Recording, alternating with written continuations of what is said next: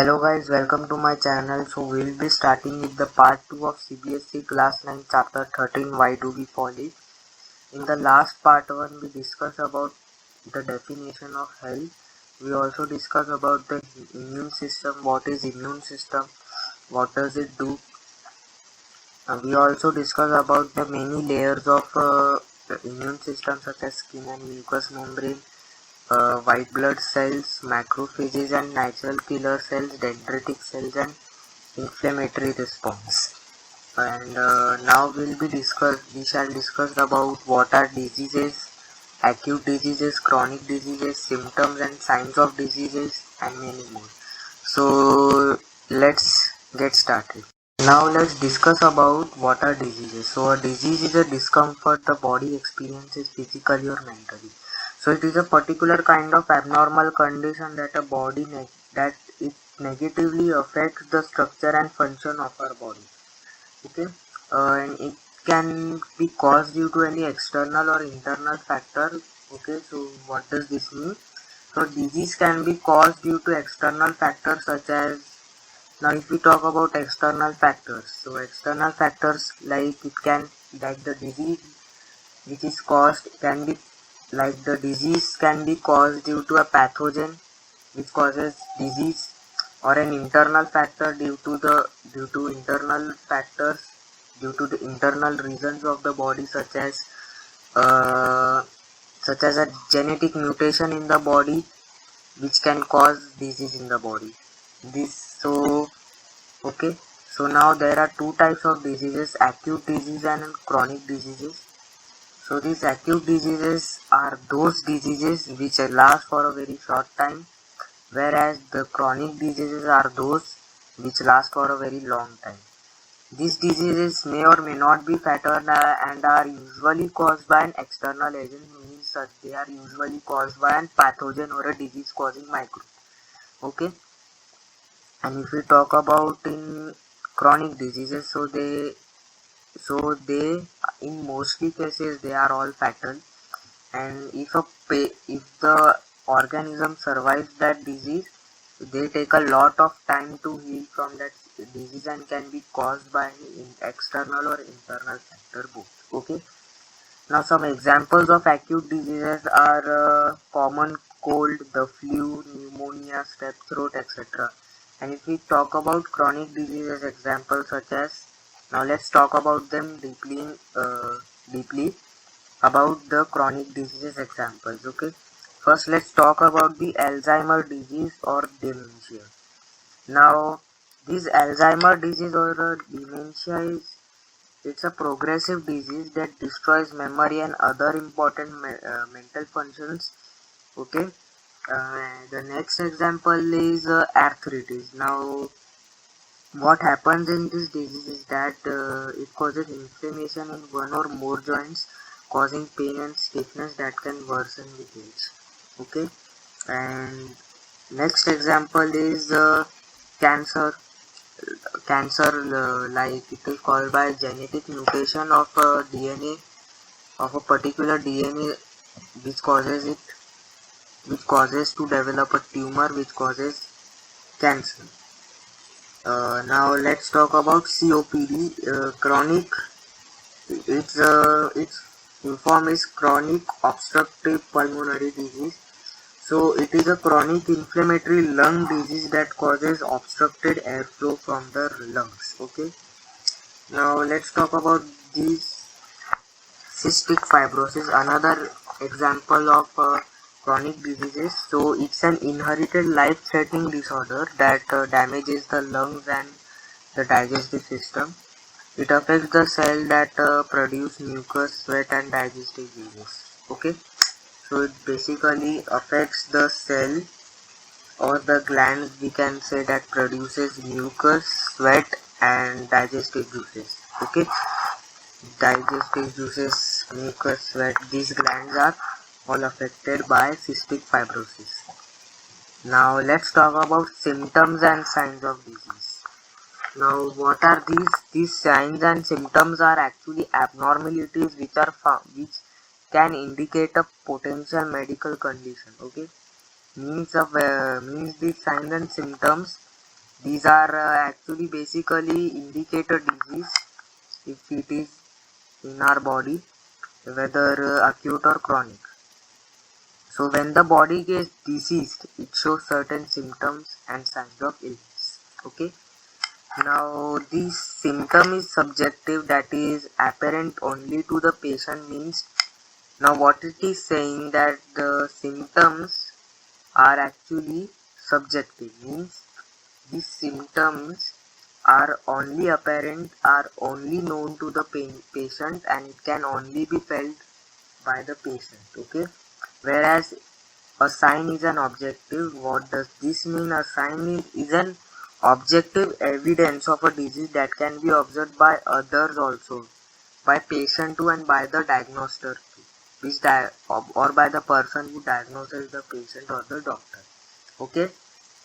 So now let's talk about the causes of diseases. Now there are various causes of diseases, such as there are different types of causes of diseases, such as the diseases can be caused due to pathogen such as virus or bacteria. Some diseases can also be due to internal factors such as genetic mutation. Now the disease caused by genetic mutation which leads to tumor, which eventually causes cancer. Okay.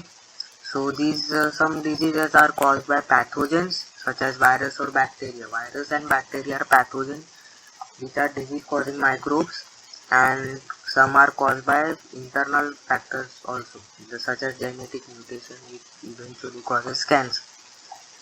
Now let's talk about infectious diseases. Now the diseases that are caused by pathogens and can spread to other individuals in the population are called infectious diseases. Okay. Now what are these pathogens? So what are these pathogens? First of all, let's discuss about this. So pathogens are external agents that cause disease in other organisms. This pathogen includes harmful microbes or microorganisms such as bacteria, virus, fungi, or protozoa. Okay.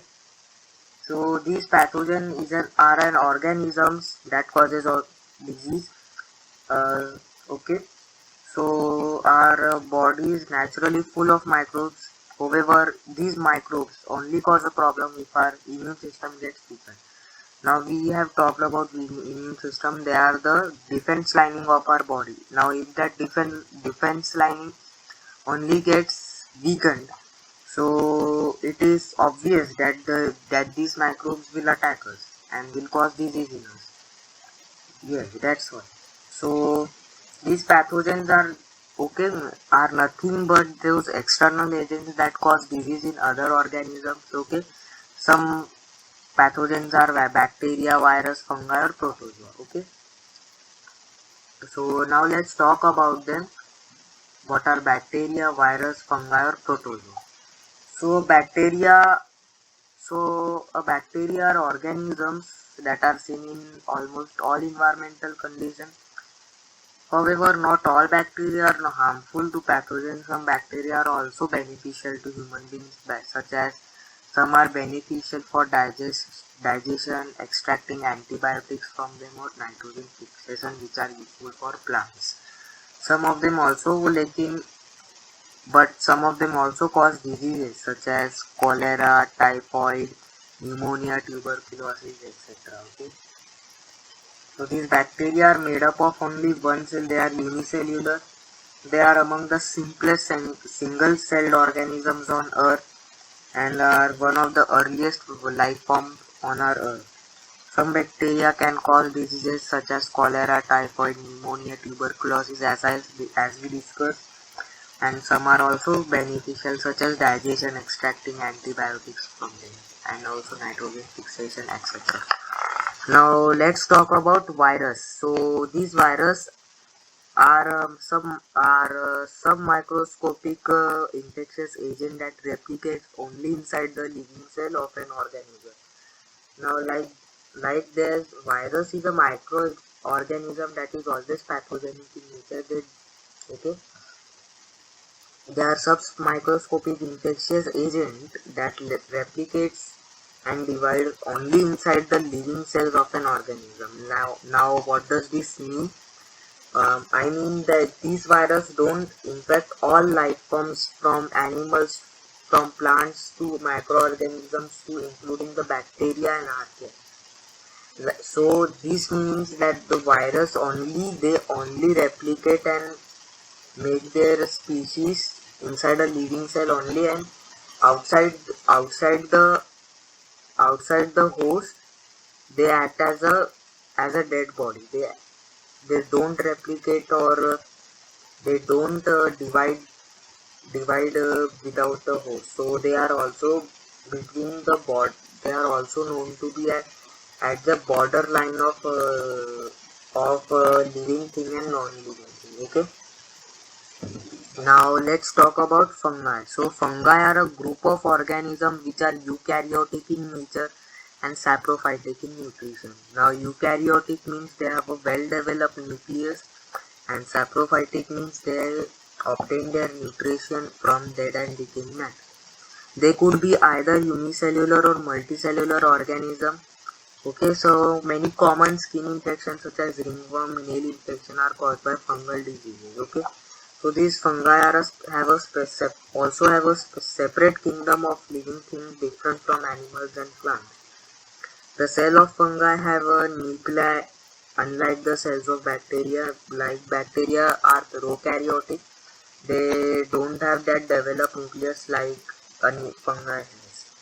Okay, now let's talk about these parasites. So a parasite is an organism that lives in another organism called the host and often harms it. It is dependent on its host for survival, and it has to be in the host to live, grow and multiply. Okay, so this parasite is an organism that lives in another organism called the host and often harms it. Okay, it depends on its host for survival. Okay, and without the host it cannot live, it cannot grow and multiply. For this reason it rarely kills the host, but it can spread disease, and some of this can be fatal. Okay, some of the common diseases caused by virus are common cold, chicken pox, dengue virus. Okay, cold, influenza, dengue fever, AIDS. Okay, and in fungi such as ringworm, nail infection, some common skin infections are caused by fungi. Some common examples of diseases caused by parasites are malaria and African trypanosomiasis. Okay, and also the non-infectious diseases. So these diseases that cannot spread from one individual to another are called non-infectious diseases. Usually these diseases are not caused by a pathogen. Okay, so till now we discussed till parasites, and part we shall continue with next part and also finish this chapter. I will soon upload the part 3 of this chapter, and till then do take care of yourself, and signing off.